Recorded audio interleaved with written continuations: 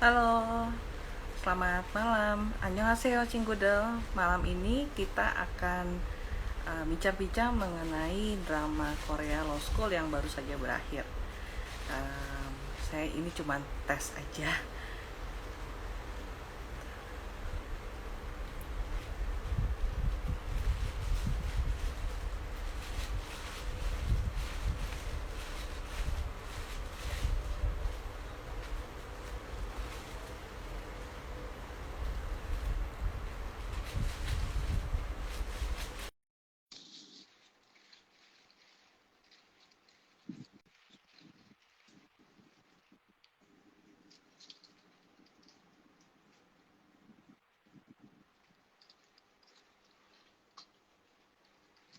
Hey Sisi, lama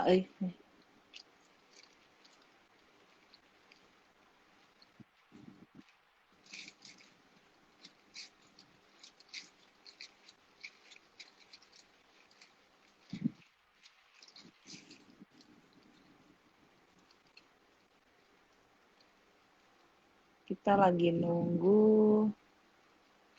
Mbak Jihan sama Mbak Evita. Mau mulai aja? Boleh aja sih. Annyeonghaseyo Cinggudel, selamat malam. Bertemu kembali dalam IG Live dari Drakor Class. Halo Mbak Jihan. Hei, Gak usah tes ya, langsung aja gitu ya. oh ini langsung ya? Iya, Udah langsung nih, aduh. Iya, iya, iya, iya, iya. Mbak Evita. Bentar. Bentar. Ya. Oke, malam ini kita akan berbincang mengenai drama Korea Law School yang baru saja berakhir minggu lalu. Mungkin banyak cinggudel di sini yang ngedrop drama ini di awal apa pertengahan karena berat ya temanya. Kalau yang lain, drama lain biasanya tentang jaksa, tentang pengacara, tentang hakim. Ini tentang gimana proses membentuk mereka semua sebelum melempar ke profesi yang sebenarnya. Hai Mbak Evita, Halo, selamat malam. selamat malam Mbak Rijo. Selamat malam juga Mbak Jihan. Iya, malam juga Mbak Evita. Kita malam Sabtu ngomongin hukum. Obrolannya agak berat ya. Iya. Gimana kesan setelah menonton Law School? Menonton karena Kimbom dan terpesona Profesor Yang atau gimana? Suka sama ceritanya yang relate banget sama mahasiswa, alumni mahasiswa hukum gitu. Mbak Jihan juga? Iya, aku kan nggak terlalu kenal artis Korea ya, tapi ngikutin Mm-mm. drakor memang karena ceritanya. Jadi Mm-mm. ini banyak banget sih di apa kayak di hukum online kayak gitu-gitu yang bahas ini di Hmm. akun-akun hukum tuh banyak banyak banget. Jadi akhirnya kan penasaran juga ini ceritanya kayak apa, makanya nonton kayak Ongoing gitu. apa Dan maraton? berasa banget sih. Maraton. Tapi maraton. Nggak yang terakhir-terakhir nggak maraton sih. Iya, yang ngikutin ya. Malam ini saya ditemenin sama Mbak Jihan sama Mbak Evita. Mbak Jihan ini adalah seorang lawyer. Wah, profesinya menarik banget nih buat kita ulik-ulik. Menarik. Berdomisili di Madiun ya Mbak ya? Iya, di Madiun. Di Madiun, alumni dari Jadi Fakultas kalau Hukum. lawyer domisili Mm-mm. lawyer domisili Madiun, aku jelasin dulu, lawyer di domisili Ya. Madiun itu jangan membayangkan case-case-nya yang kayak di kota-kota besar, yang kayak di TV-TV gitu. Jadi Ah, case-nya ya sederhana-sederhana aja lah. Kalau alumni, mm-mm. alumninya Universitas Airlangga. Oke. Seperti itu, Mbak. Nah, kalau umur nggak usah ya, sensitif soalnya. Umur masih Angkatan muda sih berapanya? pastinya, masih muda. Iya, kita semua berhati muda kok. Kalau Mbak Evita katanya di Surabaya. Alumni mana Iya, Mbak? domisilinya di Surabaya, cuma nggak asli Surabaya sih. Mm-mm. Eh udah lama di sini, udah sekitar mau 8 udah 8 tahun kayaknya. Wow, betah ya Wow. padahal panas. Iya, panasan gosong Alumni gitu. mana Mbak? Dulu aku kuliah di Fakultas Hukum di UGM. Kalau profesi sekarang masih di hukum juga? Prof, masih seputaran hukum, masih di bagian legal korporat seperti itu. Oh, jadi nggak bersentuhan dengan pengadilan sih, tapi nggak kalah menarik lah ya. nggak, lebih banyak ngurusin kontrak-kontrak gitu sih. Dokumen. Oke. Iya, Iya, yang dokumen tulisannya legalitas perusahaan. kecil-kecil. Iya, Iya, tulisannya kecil-kecil, banyak yang harus disclaimer-nya di bawah. dibaca. Benar, benar, benar, benar. Iya. Oke, Cinggudel, sinopsis singkat Law School ini adalah cerita tentang Law School di Universitas Hankook. Fiktif ya universitasnya, berkisah tentang 8 orang yang tergabung dalam satu kelompok belajar bersama yang ingin membantu guru mereka, dosen mereka, Profesor Yang, untuk membuktikan bahwa dia tidak membunuh rekan sejawatnya, yaitu Profesor So Byung-ju. Jadi begitu pembukaan episode pertama tuh langsung konfliknya. Profesor So terbunuh, terus polisi kayaknya ngebet banget bikin si Profesor yang ini tersangka. Jadi sepanjang 16 episode, selain cerita utama mengungkap siapa pembunuh sebenarnya, ada juga banyak kasus lain. Oke, itu sesingkat tentang Law School, dan juga yang paling menarik dari drama ini sebenarnya di episode ke-16, Profesor Yang itu bikin semacam pidato singkat gitulah di ruang pengadilan. Mbak Evita, Mbak Jihan mungkin udah nonton ya, dan tergugah nggak dengan pidato itu? Bisa ceritain nggak Mbak Jihan? Siapa aku dulu nih? Ya. Iya. Oh, yang Tadi bagian dulu. kalau oke. Kalau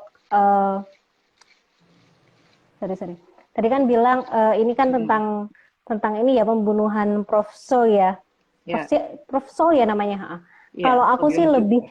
lebih nangkepnya lebih ke ini tentang pembentukan karakter mahasiswa hukum. Seperti itu. Pembentukan karakter mahasiswa hukum sebelum jadi penegak hukum. Nah, ini di awal-awal kan masing-masing profil, masing-masing sosok ini, teman-teman kelompok belajar itu kan ditunjukkan latar belakangnya. Kenapa mereka sekolah hukum, terus bagaimana awal-awal mereka belajar gitu, sampai akhirnya ada case ini yang emang jadi mereka itu belajar banget gitu loh tentang real di lapangan seperti apa, real merespon kasus hukum itu seperti apa, daripada di kelas kan kita cuma baca-baca pasal, kita dikasih kasus terus disuruh apa ini aturan hukumnya kayak gitu, itu kan ngantuk banget ya. Jadi aku sih tergugah karena dengan ini tuh jadi mahasiswa tuh nggak cuma belajar lewat textbook aja, tapi ada case yang benar-benar dilihat nyata. Tapi aku nggak tahu ya kenapa drakor mengemasnya itu jadi kayak serial Menarik. ini gitu loh. Iya, Serial menarik ini banget. gitu loh. Jadi kayak ya iya ya kalau misalkan itu law school gitu, terus cuma di dalamnya cuma tentang kehidupan kampus yang kehidupan kampus hukum yang belajar hukum itu pasti membosankan. Tapi di sini disisipin case-nya yang akhirnya case-case ini tuh bikin tim belajar Kimbum ini jadi bertumbuh gitu. Kalau aku berkesannya di situ sih. Jadi juga dari sisi akunya sebagai praktisi hukum sekarang juga jadi belajar, oh iya, ini prinsip ini juga harus aku tanamkan nih di diri aku. Jadi dari situ sih belajar dari law school kayak gitu Mengenai sih. karakter ya Mbak ya. Dan gak kira-kira kasusnya langsung Iya. pembunuhan lagi. Pembunuhan dosen mereka lagi. Aduh, iya. Jadi kan mereka jadi kayak ngena banget kan. Jadi Iya. kayak aduh gitu loh rasanya itu. Iya, di pengadilan yang dibiayai sama si profesor yang dibunuh lagi. Aduh, bener deh drakor nih, ngeremas hati. Kalau Mbak Evita waktu nonton pidatonya profesor yang mengenai hukum itu tidak harus adil, tapi bergantung sama hukum pembuktian sama satu lagi asas praduga tak bersalah. Itu gimana perasaannya sebagai praktisi hukum? Iya, jadi menurut aku itu emang nggak bisa dibilang salah gitu, dan itu memang realitasnya seperti itu gitu. Jadi hukum itu selalu ada celah, tapi hukum itu tetap memberikan kepastian hukumnya, dan juga hukum itu bisa adil melalui putusan dari hakim, juga berdasarkan asas praduga tak bersalah, dan juga hukum pembuktiannya. Jadi seperti itu sih. Memang kita sebagai lulusan hukum yang mengerti hukum, dan banyak sekali orang-orang di luar sana yang mereka tuh memahami hukum itu selalu ada celahnya gitu loh. Jadi kalau dibilang hukum itu mutlak, ya nggak ada hukum yang mutlak gitu, semua tuh sifatnya relatif. Tergantung interpretasi ya kayaknya. Iya, bisa kayak begitu. dan pemegang kepentingan. Makanya Aduh, karakter, dan karakter, itu Mbak, dari karakter. dulu Makanya ya. karakter Ya, itu, iya. jadi tergantung sama Kalau apa namanya prinsip di dalam dirinya tuh gimana. Kalau Iya. emang kita berpegang dengan keadilan, kita pasti akan tidak menyalahgunakan celah-celah itu gitu. Sedikit pengen tahu aja waktu di masuk kuliah, kan semua orang beda ya, dari latar belakang beda-beda masuk kampus gitu. Kan ada yang memang punya nuraninya sesuai standar norma di masyarakat, ada yang agak melenceng, agak belok dikit. Nah, itu biasanya mereka melanjutkan nggak ke profesi hukum atau drop di tengah karena ngerasa nggak cocok aja gitu. Ada pengalaman pribadi nggak soal itu? Orang yang dikenal mungkin. Kalau Aduh, Mbak Evita, aku dulu ketawanya. nih, Iya, boleh, Mbak boleh, Evita aja boleh. deh. aku dulu nih. Biasanya kan banyak kan Iya. tuh kalau mahasiswa hukum itu biasanya latar belakangnya tuh keluarganya juga ada yang hukum tuh biasanya kayak gitu. Tapi kalau aku pribadi, keluarga orang tua tuh keluarga besar ada, tapi kalau orang tua gitu yang keluarga masih satu rumah itu nggak ada gitu. Dan memang sekolah di hukum itu bukan kemauan aku gitu loh. Tapi masih semester-semester awal tuh ngerasa kayak aduh kayak salah jurusan nih gitu kan. Cuma kalau harus ngulang lagi kuliah dari awal itu kan kayak effort banget gitu loh. Dan Iya. akhirnya aku ya udah deh berjuang mau nggak mau gitu kan sampai lulus. Dan aku sendiri di lingkungan teman-teman kampus juga ada yang kayak begitu, ngerasa yang salah jurusan, terus akhirnya mereka biasanya sih ada yang sampai berhenti di tengah-tengah dan ya udah hilang aja gitu di DO gitu kan. Terus ada juga yang memang nggak suka tapi tetap ngejalanin, tapi jatuhnya kayak nitip absen aja, kuliah juga jarang, datang pas ujian doang. Bahkan sampai aku kayak, hah, emang ada mahasiswa ini aku kayak nggak pernah lihat kok di kelas gitu. Padahal satu Jadi kayak angkatan. gitu. Iya, padahal satu angkatan gitu. Sampai itu siapa ya gitu kan, kayak nggak kenal kok di kelas, kayak nggak pernah ada, pas ujian ada gitu. Gitu Kalau Mbak sih, Jihan Mbak, gimana kalau pengalaman. pengalamannya? Menarik banget. Aku pegang kata-kata dari seniorku. Katanya tuh gini, bad lawyer for bad bad lawyer for bad client, good lawyer for good client. Iya, Jadi iya. jadi kayaknya itu di mana-mana tuh karakter orang tuh ada aja gitu loh. Ada aja. Kita nggak tahu nih prosesnya seperti apa di dalam, terus jadinya juga seperti apa nanti setelah lulus. Tapi kayaknya memang karakter-karakter itu juga mampu menghiasi dunia sih. Aku kalau Iya. aku gini ya, aku satu sisi sebagai orang hukum dan suka nulis juga. Terus menikmati menikmati fiksi juga. Jadi dari sisi aku yang suka menikmati fiksi, ketika melihat orang-orang semacam itu, ya udahlah, dia juga mampu menghiasi dunia yang kayak gini. Kalau nggak ada yang good, kalau semuanya good kan juga nggak seru Nggak juga seru. sih. Di drakor kan juga gitu. Kalau semuanya good tuh kayaknya nggak seru juga sih. Kayak gitu kalau aku responnya. Damai itu membosankan, men. Ya ampun, enggak juga sih.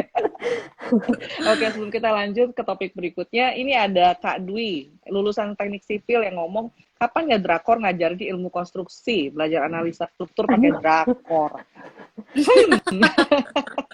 Agak susah ya, Kak, harus ya. gambar-gambar gitu. Iya, masa nanti drakor isinya kameranya cuma nyorot orang ngebangun ini, manggul semen, begitu gambar-gambar.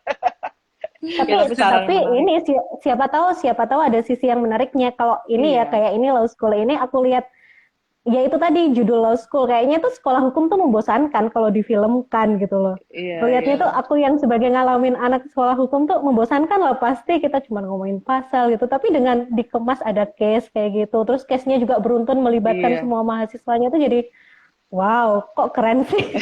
Iya, benar. Konfliknya muter. Nah, sebagai mahasiswa hukum dulu, gimana tuh ngebandingin law school di sana sama di sini? Sebatas yang kita lihat dari drakor. Ada kemiripan apa, ada perbedaan apa? Mbak Jihan dulu boleh? Oke, hampir sama sih.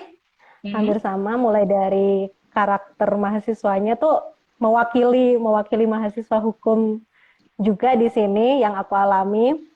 Mulai dari yang yang model Kimbum sampai yang model Kribo. Terus Kang Sol A, Kang Sol B terus juga ada. ini iya ada. Terus eh, magang-magangnya juga kayak ada anak yang ambisius pengen masuk corporate law firm kayak si yang itu kan ada juga, itu juga ada tipe-tipe anak yang kayak gitu. Terus kalau aku sendiri dulu magang di LBH kampus kayak si Kang Sol E Iya. kayak Itu gitu. masuknya kerja Terus praktek atau gimana? Mata kuliah tersendiri magang tuh? sebenarnya nggak ada mata kuliah tersendiri, cuma kan memang kalau bisa ada ini semacam pengalaman sebelum kita lulus gitu. Jadi Oh. masuknya apa ya? Kayak penilaian apa ya? Penilaian apa sih yang dulu kayak bukan non akademik gitu loh. Oke. Lupa aku sama. Gimana Iya, Mbak pokoknya Evita? ada penilaian, ada poin untuk mengumpulkan nilai non akademik gitu loh. Kalau Oh, magang Istilahnya itu. apa dulu aku lupa. ekstrakurikulernya gitu ya, Mbak? Ada ekstrakurikulernya ya. Yang magang ini tuh dimasukkan situ kalau di kampusku dulu gitu. Terus kalau Jadi mood kayak nilai court-nya? kompetensi gitu. Mood court-nya Mood juga court-nya ada? sama juga. Ada. Itu mata Di kuliah. mata kuliah ada, Iya. di mata kuliah ada, untuk ekskul yang untuk kompetisi juga ada.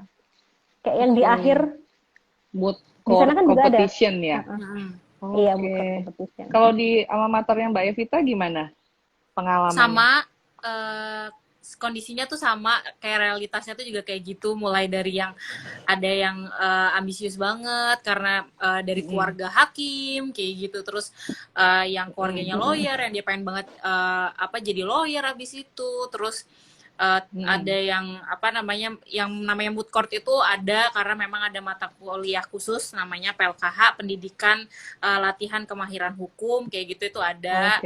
Semua mahasiswa itu merasakan moot court itu gitu. Terus yang namanya perlombaan moot court itu juga ada setiap tahun. Tapi nggak tahu ya, aku tuh ada nggak ya di karakter film itu yang cuma kuliah pulang aja gitu. Kuliah Yang mana pulang ya? terus semester akhir kerjanya di perpus dah gitu. Kayaknya nggak ada karakternya di situ. Yang banyak nongkrong di perpus banyak sih kita lihat di dramanya ya. Sampai Kayaknya sunyi-sunyi ada gitu. sih, ada. Cuma dia nggak ditonjolkan itunya, dia ada lain ditonjolkan. Tapi ada kok yang kayak gitu. Kalau profesornya Terus ada gimana? juga yang Di UGM, primadonanya gitu. Kenapa, Mbak? Primadona mahasiswa apa dosen? Iya, yang kayak Yesul gitu juga ada. Ya kan anak teknik ngecengnya kemana? Cewek hukum lah. Iya ya, ke Soshum ya pasti. Iya, dulu di ITB juga melipir kemana? Unpad hukum. Unpad. ITS, Institut Tetangga Sebelah katanya. Iya, padahal nggak sebelahan banget deh kayaknya. Enggak. Iya. Kalau Mbak Jihan di moot court pernah jadi apa? Dapat peran sebagai hakim atau yang apa tuh panitera atau apa? Masih ingat nggak? Rolling sih waktu itu. Rolling. Nah. Kan ini kan apa namanya?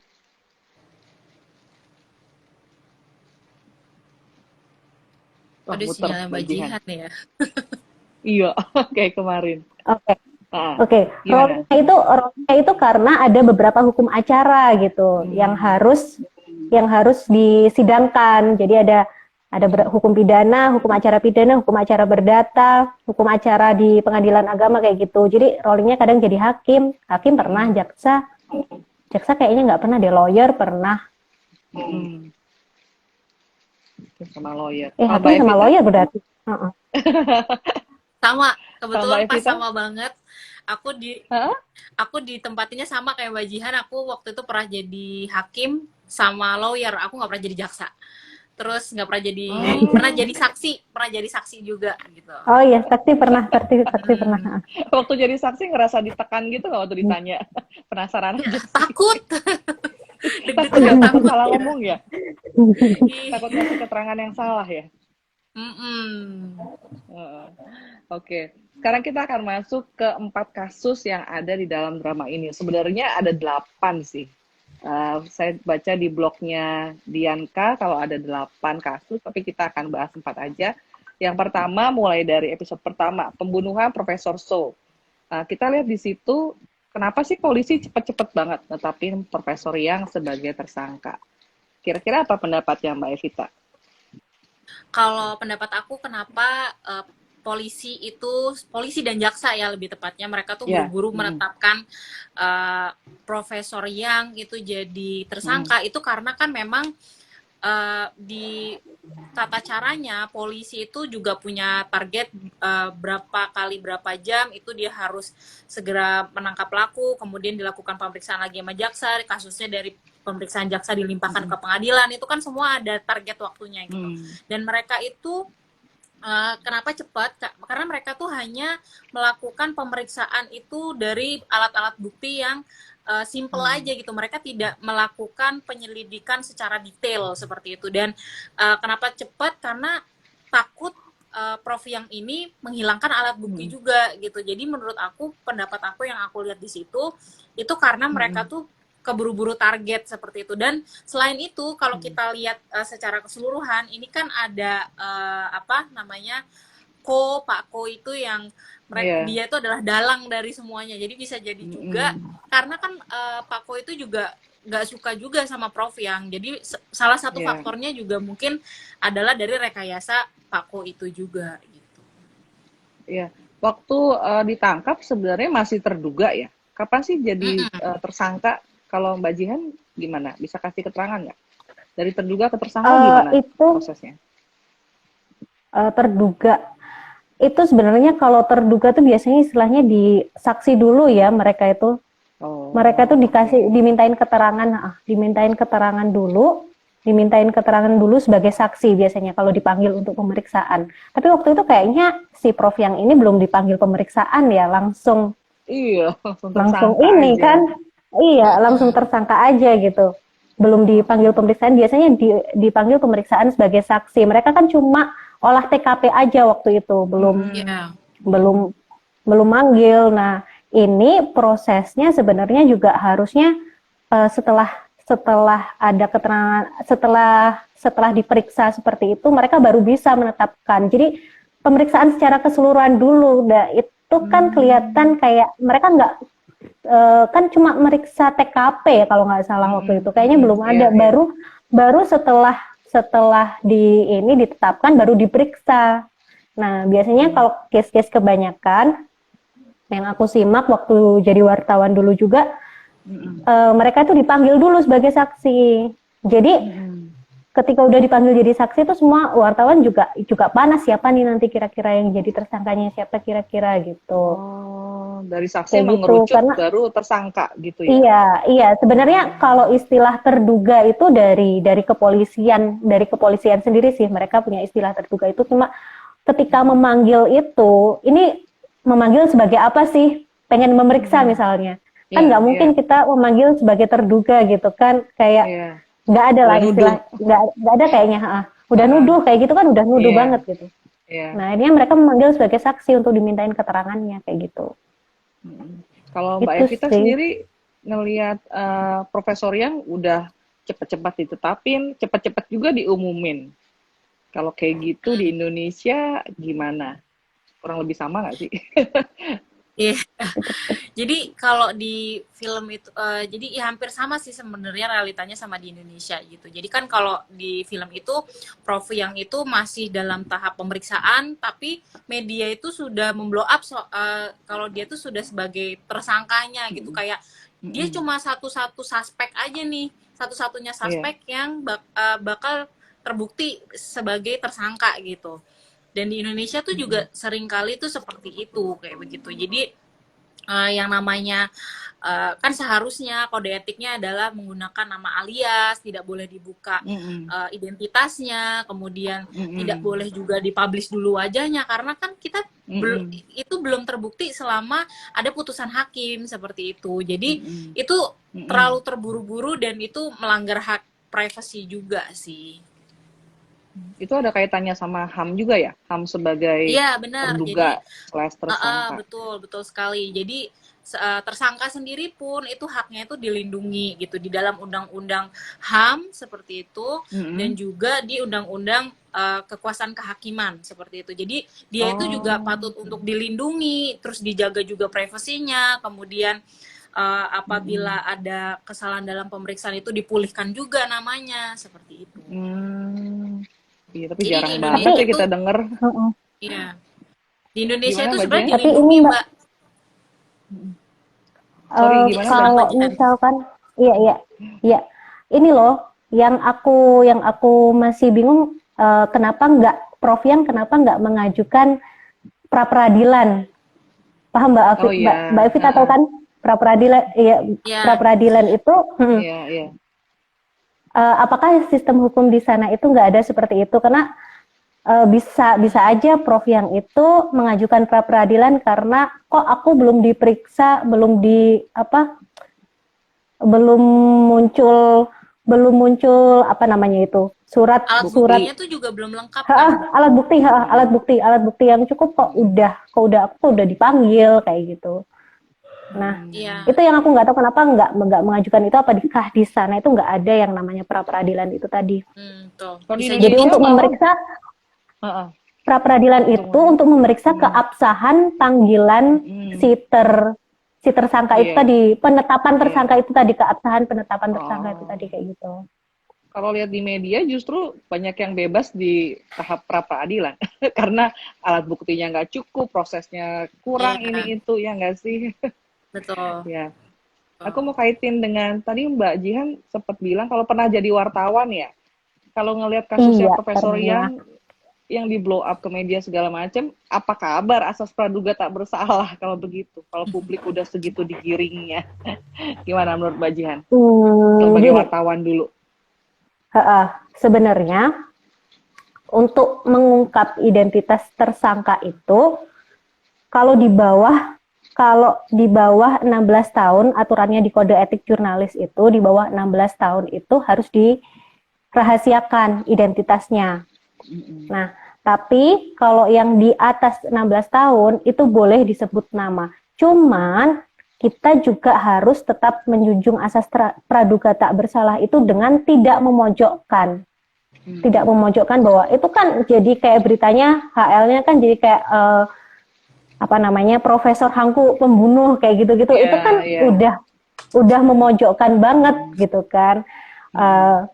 Bisa pakai kata terduga lah, bisa pakai kata yang lain, misalkan ketika harus memang mengungkap identitasnya seperti itu. Nah, di film itu kan juga ada part yang sudah diungkapkan identitasnya sebelum melakukan pemeriksaan. Yang kasus mainan itu, Iya.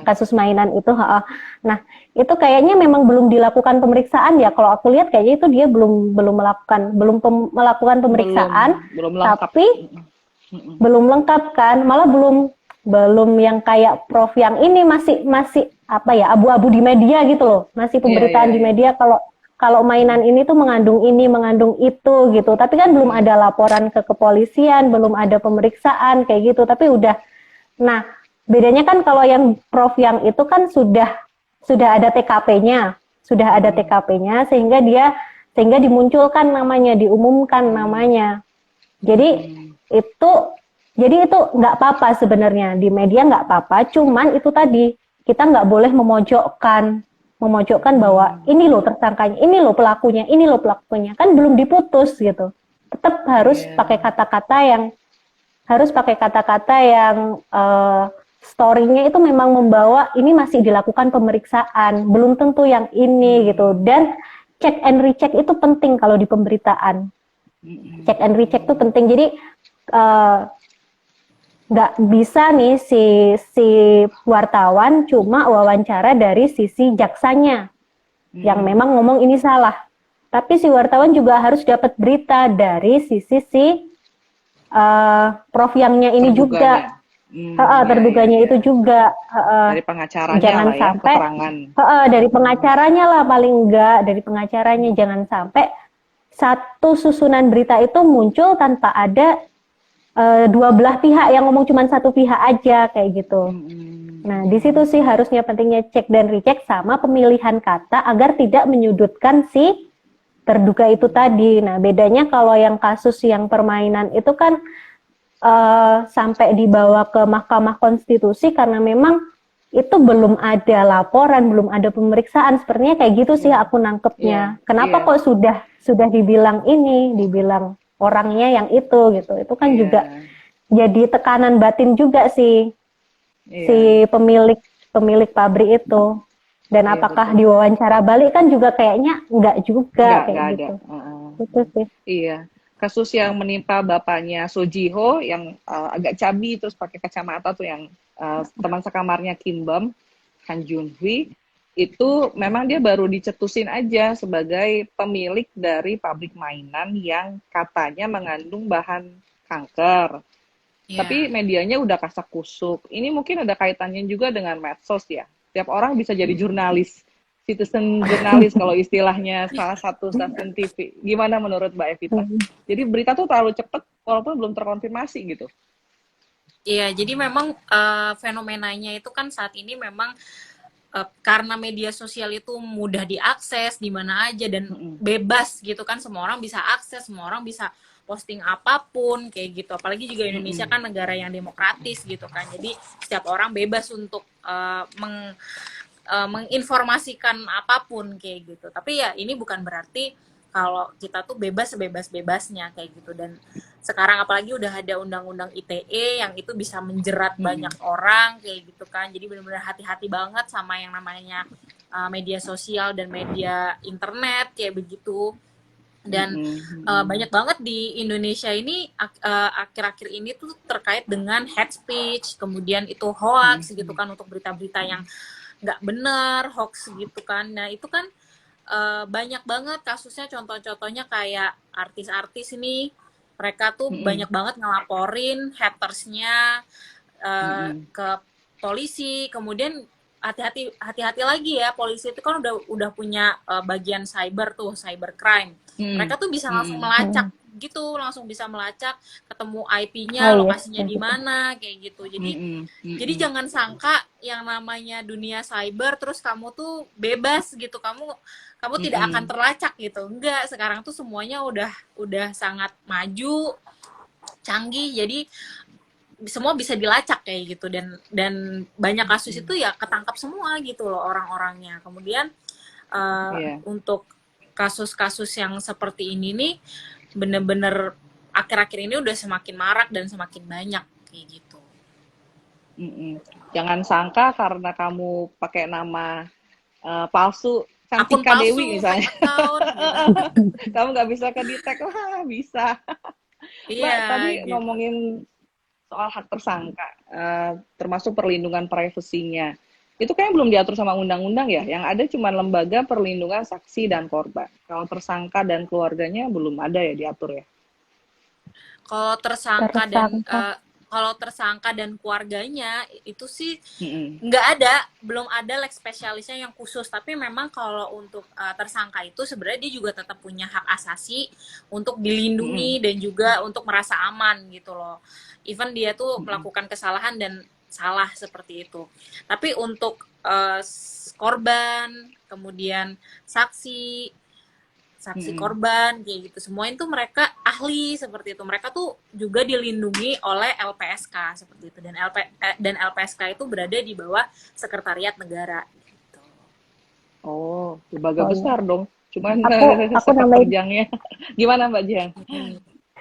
Kalau tersangka itu salah satu hak dilindunginnya itu bisa pakai lawyer. Benar, bisa pakai pengacara waktu salah satu perlindungannya adalah dia mendapatkan perlindungan hukum dengan perlindungan hukum.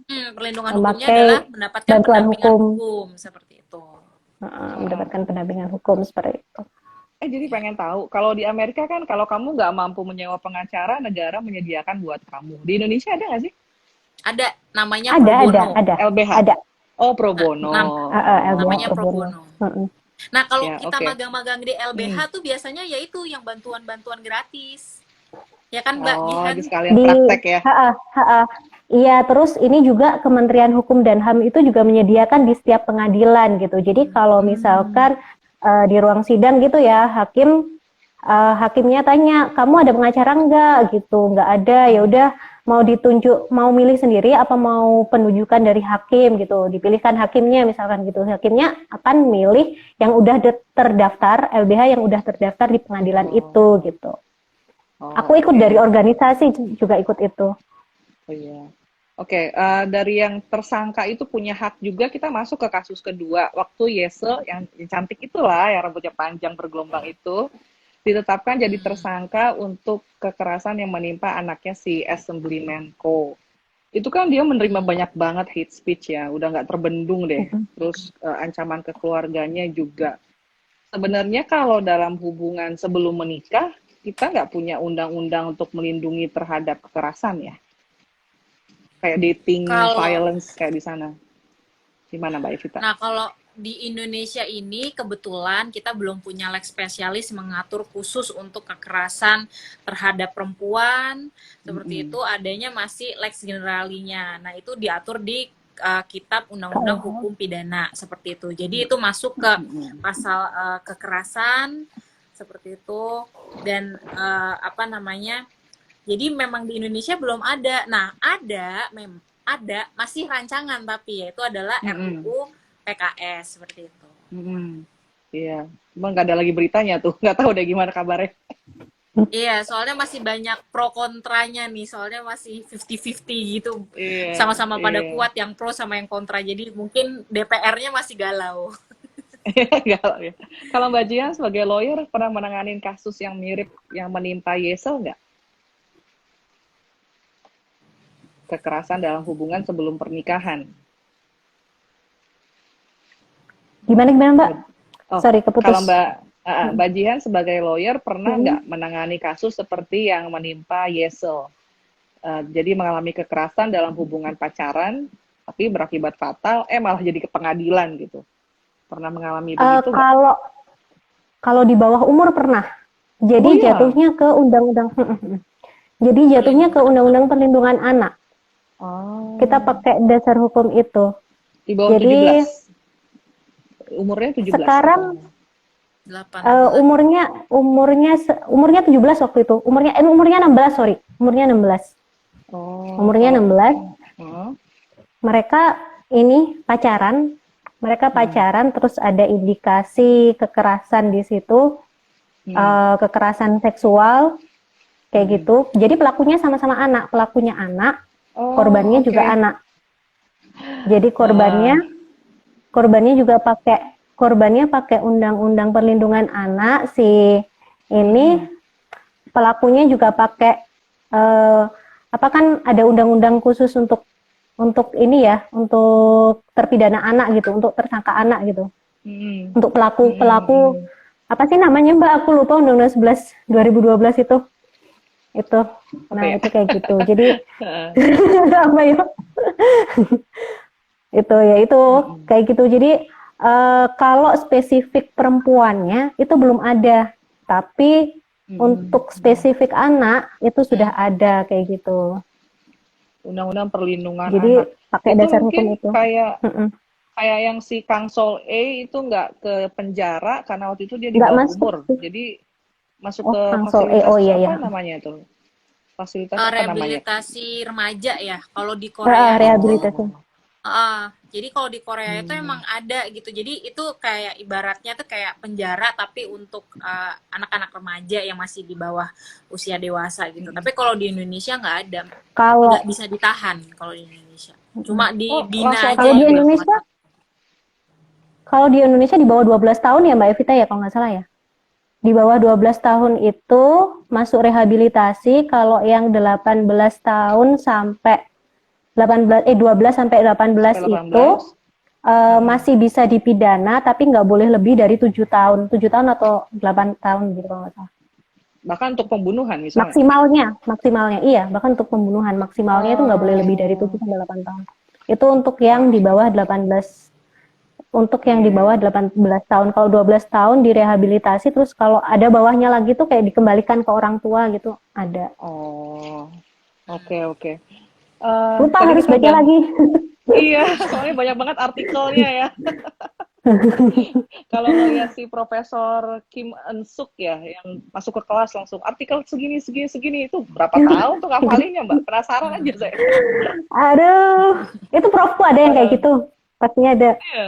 Profesor-profesorku banyak yang kayak gitu. Maksudnya dia langsung masuk kelas, terus dia pejamkan mata gitu, udah langsung ngomong pasal ini, pasal ini, pasal ini. Wow, kalau Heeh. kalau kita mahasiswa hukum itu waktu ujian Heeh. ada Hmm. beberapa ujian tuh yang boleh bawa undang-undang aja gitu. Di Mbak Evita gimana? Gitu Ah, juga enggak sih? Kalau di tempatku gitu Sama. ada. dicatatkan Jadi open book. open book, jadi ujiannya tuh open book, cuma boleh bawa peraturan perundang-undangan ini, kayak gitu. Jadi Ah, di situ disodorin case, kita bikin isinya tulis tangan 1 jam. Nah itu oke. terus boleh buka-buka Kalau pasal kayak gitu. Di UGM gimana Mbak kalau Evita? di tempatku sih, kalau mata kuliah yang ujiannya bisa open book, biasanya justru jawabannya nggak ada di situ. Oh iya bener, bener bener Iya, bener Udah bener capek bener bener nyari nggak bener. ketemu. biasanya jawabannya nggak ada Iya di iya situ iya justru. bener bener bener bener bener bener sih bener bener bener bener. Ini Cuma emang jawabannya di mana? butuh open Iya, book. Dipukulain. semua Nggak jawaban. dipukulain. Logika, kita pakai logika. Cuma kan kalau Heeh. buka ininya, buka undang-undangnya kan kita cuma nginget-nginget apa ya, pasal itu apa ya, cuma nginget-nginget itu, tapi kan jawabannya belum tentu pakai pasal itu. Maksudnya meskipun buka buku itu Ah, belum tentu jawabannya yang itu gitu. Itu kan cuma buat oke. nginget-nginget Hmm, kayak gitu. Ya nggak sih, Mbak? Ya Mbak Evita, iya begitu Jadi ya. benar. soalnya pasti Ya, atau enggak jawabannya ada di Mm-mm. omongan dosen yang pernah dia sampaikan di kelas itu biasanya. Jadi harus bawa tape recorder, selalu Kuncinya nyatet. adalah Heeh. iya, kuncinya harus bener-bener mencatat apa yang diomongin sama dosen, itu sih lebih tepatnya. benar-benar Jadi dulu zaman benar-benar kuliah tuh akhirnya benar-benar. suka ini pinjem-pinjem catatan sama anak-anak Iya yang iya. rajin mencatat gitu. Salah satunya aku dulu zaman kuliah rajin mencatat. Jadi pas mau ujian Oh, tuh banyak banget yang main ke kosan aku, pasti nyim catatan lu mau fotokopi kayak gitu. Nah, kalau aku tipe yang nggak rajin, aku nggak bisa dengerin sambil nyatet. Jadi kalau dosennya cerita, ya aku bener-bener dengerin gitu. Terus pulang Hmm. iya. langsung minta ini catatan teman-teman yang rajin itu, dan itu lebih dari satu anak Heeh. pasti. Iya, kalian berdua kalau satu kosan dulu mungkin akan berteman Iya, mesra. aku yang bagi-bagian catatannya. Aku Iya. kosku dulu kayak aku satu kos sama temen yang yaitu tipe-tipe Kang Sulbi, yang Iya. dia itu bisa nyatet, bisa dengerin gitu. Bisa nyatet, bisa dengerin, bisa teliti sama pasal gitu. Jadi Iya, iya, setelah iya. pulang aku selalu pinjam catatan dia. Tapi terus dianya setelah itu pinjam catatanku yang udah tertulis rapi dari catatan banyak orang. Oh, compiler dong, Mbak. Iya benar. Iya. Oke. Kita akan Gitu sih. masuk ke kasus terakhir di law school ini, walaupun banyak banget ya. Rasanya kalau kita ngobrol tuh nggak akan habis apa akan makan banyak waktu dan pasti asik banget. Iya, iya, iya. Mengenai komentar yang dilontarkan ke Yesel, udah gitu ke seluruh kelompok belajar itu, karena mereka kan mengunggah video yang menyudutkan si Assemblyman Co itu kan ya.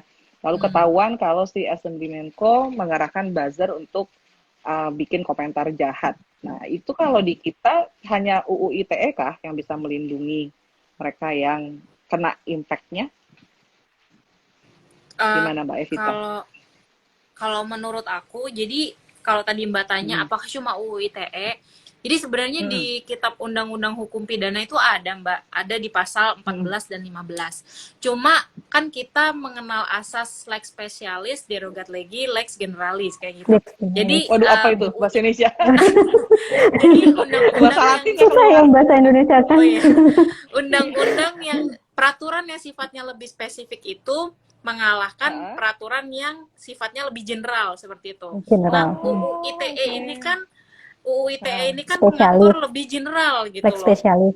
Lex Oh, masa? spesialis, Bukan spesialis? iya, Heeh. iya lex spesialis. Jadi UU ITE itu adalah lex spesialisnya, Kitab Undang-Undang Hukum Pidana itu adalah lex generalisnya kayak gitu. Jadi Oke. jadi kalau misalnya mau menjerat pun ya sebenarnya kalau ditanya itu lebih baik, lebih fleksibel yang mana, maksudnya bisa menjerat lebih tinggi yang mana nih untuk tuntutannya gitu. Sebenarnya sih di KUHP itu lebih bisa 2 sampai 10 tahun seperti itu. Kalau di UU ITE itu cuma maksimal tuh 6 tahun, tapi dia kumulatif 6 tahun plus Kasus apa sih? ini, Mm-mm. kasus Plus lainnya denda tambah seperti lagi itu. gitu. Plus denda seperti itu, Mbak. Jadi Oh, apa namanya? Bisa dua, dia bisa dikurung sama didenda, atau kurung aja atau denda aja kayak gitu. Tapi kalau di pidana kan dia hanya di penjara seperti itu.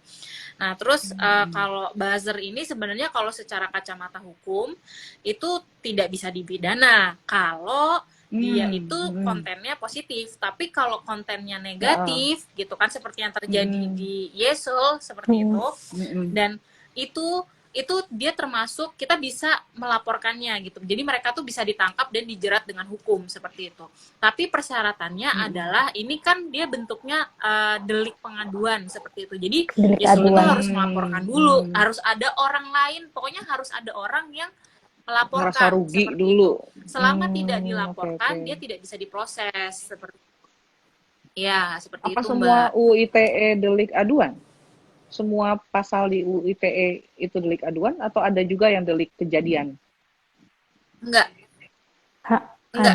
Tadi ada yang delik umum itu misalnya kayak yang kasusnya Vanessa Angel. Nah, itu dia Oh, bukan delik aduan karena kan dia kan masuknya pornografi ya, seperti itu. Nah, itu oh, dia oke. masuknya ke delik umum seperti itu. Oke. Mbak Jihan mau nanggapin kalau untuk yang Udah buzzer deh, ini udah. susah. Pembuktiannya tapi susah ya? Iya, pembuktiannya susah sih. Betul. Pembuktiannya susah. Nah, itu ya udah dijabarkan semua ya sama Mbak Evita terkait dasar hukumnya. Cuma dalam prakteknya memang kayak gitu pembuktiannya juga susah. Apalagi kalau misalkan kayak orang biasa gitu ya. Kan juga sering tuh ada orang tanya, Mbak, ini aku temanku ngata-ngatain kayak gini, ngata-ngatain kayak gini Iya. gitu. Terus tapi dia pakai akun palsu. Tapi dia pakai akun palsu kayak gimana nih? Lalu pertanyaannya nanti cara pembuktiannya itu gimana kayak gitu. Nah, tadi kan memang sudah ada polisi-polisi itu, sudah ada polisi-polisi kayak gitu. Tapi apakah kadang juga ini sulit diproses karena apakah ini memang merugikan, meresahkan banyak orang sekali. Nah, biasanya polisi juga mempertimbangkannya di situ sih dalam proses untuk menyelidiki lebih lanjut. Jadi itu akhirnya implementasinya jadi susah karena pembuktiannya berat. Makanya kalau kita lihat sepanjang film itu tadi yang bikin gregetan itu kan pembuktiannya kan. Yang bikin drakor ini tuh ini tuh siapa sih? Itu kan iya di pembuktiannya ya. Prakteknya tuh kayak gitu yang sulit kayak gitu. Sedangkan kalau sekolah hukum kan kita cuma ngomong ini dikasih masalahnya ini apa kira-kira kayak gitu. Tapi ya itu prakteknya memang apalagi kasus seperti ini yang cyber ini kan juga masih bisa dibilang masih baru sih. Jadi ya memang perlu sarana yang lebih matang lagi untuk bisa mengungkap kejahatan seperti ini kayak gitu. Iya, belum 1 dekade terus kayak misalnya pakai akun palsu, gimana tuh ngebuktiin kalau si teman itu yang pakai akun palsu. Kita masukin Gmail palsu pun bisa gitu kan. Gimana ngejarnya gitu, padahal resource-nya polisi juga terbatas ya. Nah, itu dia. Makanya kalau di film itu kan nggak ini ya, kalau di drakor itu kan nggak ditunjukkan pembuktian yang secara apa ya, secara virtual seperti apa ya, secara di dunia maya gitu kan, nggak diselidiki secara dunia maya, tapi maksud aku, tapi dia lebih penggerbekan gitu loh, ada kelompok khusus penggerbekan, jadi kan lebih dibuktikan secara nyata gitu loh, bahwa langsung digrebek seperti itu, kayak gitu, kayak ibarat kata kayak gini, contoh kasus perzinaan itu kan juga nggak bisa dibuktikan kalau nggak ada penggerbekan langsung gitu, dan setelah itu seketika langsung gitu. Seketika itu langsung. Nah, misalkan cuma ada orang istriku selingkuh gitu, kok tahu? Iya, dia ke kafe sama cowok ini, kan juga belum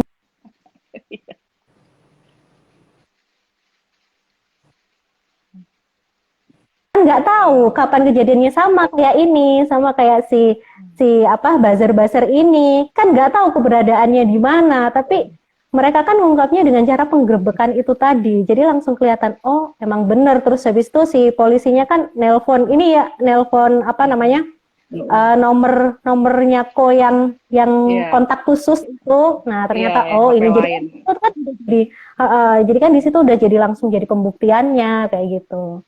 Gitu. Gimana kalau Mbak Evita ada tanggapan nggak? Kayaknya ngikutin kasus artis nih. Tadi ada yang nyebut si Vanessa Angel. Iya, aku Iya, nggak kasus ngikutin lainnya kasus soal ini nggak? artis. Aku nggak contoh ngikutin Kita tanya kasus Mbak artis, Evita. jadi bingung. contoh lain tuh Atau untuk itu terkait ada dengan nggak? kasus cyber kayak begini, Mm-mm. head speech, kemudian hoax kayak gitu. Kan tadi aku sempat baca-baca ya tadi siang itu, jadi aku buka lagi nih apa ya Mm. kasus-kasusnya. Jadi ada kasusnya tentang Ruben Onsu, kemudian ada Mm. lagi kasusnya Usi Sulistyawati yang anaknya Ya, ya, dikata-katain di Instagram, ya. kemudian dilaporkan, dan itu tuh semua ketangkep. Dan itu semua ketangkep, Mbak. Jadi Mm-mm.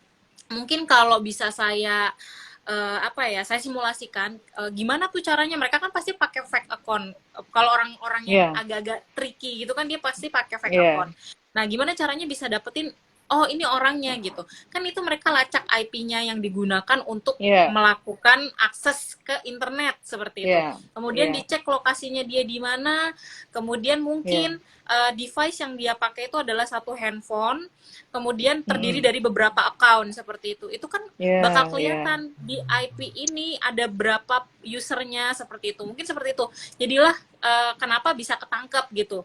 Mungkin kalau kita yang Mm-mm. agak kurang paham tuh mikir kayak awam gitu, gimana caranya polisi bisa dapetin? Tapi ternyata triknya seperti itu. Jadi mereka ngecek IP-nya, dari IP itu bisa dilihat di GPS lokasinya di mana. Nah, itu akhirnya dari situlah ketahuan pelakunya adalah si orang Mm-mm. tersebut gitu.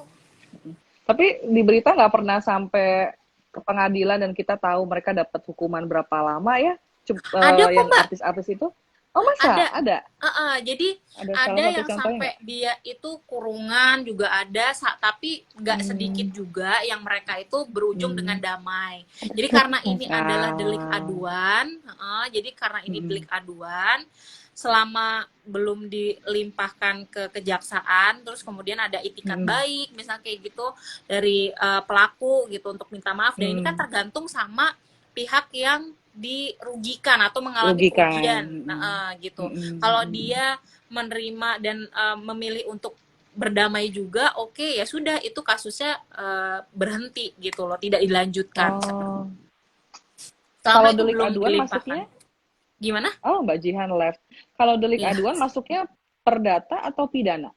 Delik aduan itu pidana, Mbak. Jadi dia itu kasus ini ada beberapa kasus gitu. Jadi tindakan pidana yang itu tuh harus dilaporkan dulu sama si orang yang mengalami kejadian tersebut, kerugian tersebut, untuk untuk dilanjutkan ke pengadilan gitu loh, kasus-kasusnya. Oh, oke. Oke. Wah, menarik banget. Sambil nunggu Mbak Jihan, kita Iya, masuk ke Mbak Jihan. penutup untuk IG live kita. Mbak, Akhirnya balik Mbak Jihan. Iya, Iya, tadi putus-putus gitu, terus tiba-tiba kepental keluar gitu. iya. Kita masuk ke kesimpulan Mbak dari Law School. Recommended atau enggak? Recommended banget. Putus-putus aja. Oke. Kalau Mbak Jihan, recommended atau enggak? Oh, Recommended. recommended banget. Banget. Di luar karena Mbak Jihan sama Mbak Evita mantan mahasiswa hukum, memang kita bisa belajar banyak dari situ ya. Iya. Tapi memang pasti Iya sih, iya. bakal delay banget sih di awal-awal, karena itu tuh langsung kayak ke kasus, terus kayak belajar istilah-istilah hukum yang ini apa gitu. Bahkan saya sendiri Iya. yang lulusan dari Fakultas Hukum sempet kayak pusing banget gitu, dizzy gitu kan, karena Iya. kayak ih gila nih film di episode 1 udah langsung kasus nih gitu. Iya, shock deh kita. Mana Nggak konfliknya ada gitu. pendahuluannya tuh langsung berat gitu. Iya, iya. Langsung to the Oke, point gitu ya. benar. Sebagai penutup, Mbak Evita, Profesor Yang bilang hukum nggak bisa selalu adil. Tapi yang Ibu Dekan yang rambutnya agak ubadan tuh bilang hukum harus selalu mutlak, apalagi diajari di kampus. Nah, menurut Mbak sendiri gimana? Hukum walaupun tetap mempunyai celah, apakah tetap bisa memberikan kepastian?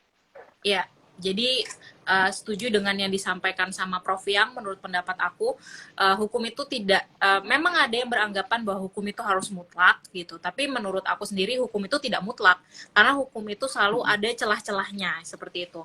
Tapi kita jangan takut dengan hukum yang selalu ada celahnya itu, karena hukum itu tetap akan memberikan kita perlindungan dan keamanan, seperti itu. Karena perlindungan dan keamanan itu dan kepastian hukum itu bisa diberikan melalui lembaga kehakiman, di mana melalui proses peradilan yang sesuai dengan peraturan perundang-undangan, kemudian asas praduga tak bersalah, dan juga dari hukum pembuktian. Hakim itu akan mudah-mudahan hakimnya amanah juga gitu kan. Jadi keputusan yang seadil-adilnya kan itu di amar putusan itu ada demi demi Tuhan yang Maha. Kenapa Mbak? Gimana Mbak? Mbak lebih hafal sih Mbak. Iya, gimana? Di amar demi putusan keadilan, gimana bunyinya, Mbak? Demi keadilan dan ketuhanan yang Maha Esa. Kami memutuskan bla bla bla bla bla bla bla. Jadi membawa nama Tuhan. Jadi mudah-mudahan itu memberikan keputusan yang memang seadil-adilnya dan memang berdasarkan fakta yang ada dan alat bukti yang ada kayak gitu. Dengar sumpahnya aja udah bergetar hatiku. Rasanya dalam banget ya, serius banget itu ya. Jadi jangan sampai kasih putusan yang nggak adil kan ya. Iya, iya. Nah, Mbak Jihan tadi menarik banget di awal. Kenapa, sorry? Iya, tinggal bagaimana jaksa sama lawyernya ini memberikan pembuktian dan menyuguhkan fakta itu yang sebenar-benarnya. Kayak gitu. Kembali tadi ke Mbak Jihan di awal bilang kembali ke karakter orang. Terus ada tadi tentang pengantar ilmu hukum ya, yang kita belajar ada norma kesusilaan, nurani segala macam. Bisa Mbak tegaskan kembali nggak di penutup IG Live ini? Oke. Jadi kalau belajar Profesor, undang-undang tak ganti kapan aja. Undang-undang itu bisa ganti kapan aja, kayak pasal-pasal tuh bisa ganti kapan aja, sering berjalannya waktu. Jadi kamu sebagai mahasiswa hukum itu fokuslah sama dasar-dasar, sama prinsip-prinsip yang ada dalam diri kamu untuk jadi penegak hukum yang lebih baik. Dasar-dasar dan prinsip itu ya udah dibangun dari dulu kamu awal kuliah di semester pertama. Sumber hukum itu profesorku itu ngenalin ada sumber hukum itu dari norma kesusilaan yang asalnya dari nurani, ada norma sosial yang asalnya dari masyarakat, ada norma hukum yang asalnya dari undang-undang, dan norma agama yang asalnya dari kitab agama masing-masing. Oke. Nah, norma hukum itu bisa aja berubah kapanpun. Undang-undang itu bisa berubah aja kapanpun sesuai dengan siapa pemerintahannya saat itu. Tapi dengan kamu memiliki prinsip, memiliki karakter, memiliki nurani dari hukum kesusilaan itu tadi, dari nurani kamu sendiri itu, ya akan menumbuhkan hukum yang lebih baik gitu. Sebelum kamu menegakkan si hukum undang-undang itu tadi. Seperti itu. Nah, di sini kalau kita lihat dari drakornya, ini kan law school ya, dia juga bercerita tentang mahasiswa-mahasiswanya. Kalau aku lihat mereka itu bertumbuh gitu loh. Dengan kasus-kasus yang disajikan itu tadi, semua kasus, 8 kasus itu mereka jadi bertumbuh gitu. Yang awalnya mungkin itu tadi dari keluarga hukum, background hukum yang dipaksakan buat masuk hukum, terus dari yang punya ambisi tertentu, pengen nilai bagus dan lain sebagainya, ya mereka masing-masing berangkat kuliah untuk punya misi tertentu gitu. Tapi dengan case-case yang ada di situ, mereka jadi mendewasa gitu di akhir. Ternyata belajar hukum itu nggak sesimpel kita baca undang-undang gitu. Ada memang karakter-karakter yang harus dibentuk sebelum kita jadi penegak hukum. Nah, di situ sih pesan moral yang bikin aku Wow, film ini keren banget sih. Tuh, lawyer aja udah mau recommend ya teman-teman. Iya. Oke, waktu kita sudah habis. Terima kasih banyak Mbak Evita, Mbak Terima Jihan untuk kasih waktunya, juga Mbak Sama-sama. Rijo, Drakor untuk Class, Mbak insight-nya. Jihan. Iya, Iya, ntar lagi bakal makasih, makasih. ada drakor baru dari Jisung, judulnya The Devil Judge, The Hakim Devil Setan. Judge. Hmm, Iya, nanti kita bisa kolaborasi lagi ya. Kita ya, bahas aspek Oke, hukumnya. oke, oke. Oke, kita lihat ya, lagi terima filmnya. kasih. Terima Ya, kasih. Cinggudel, Terima annyeonghaseyo, Cinggudel berakhir kasih. malam hari ini. Terima kasih untuk kebersamaannya. Selamat malam. Selamat Dah, malam. terima kasih. Terima kasih juga.